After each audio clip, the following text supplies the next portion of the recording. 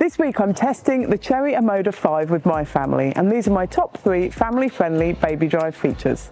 Don't forget to like and subscribe and follow us on our socials.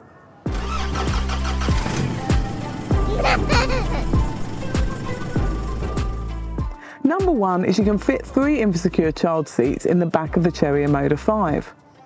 I have got the Achieve More, the versatile folding booster seat and the Adapt More capsule. To learn more about the child seats used in this video, just click on the link here.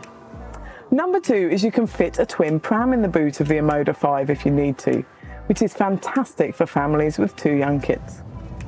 Number 3 is this is a really affordable little 5-seater SUV.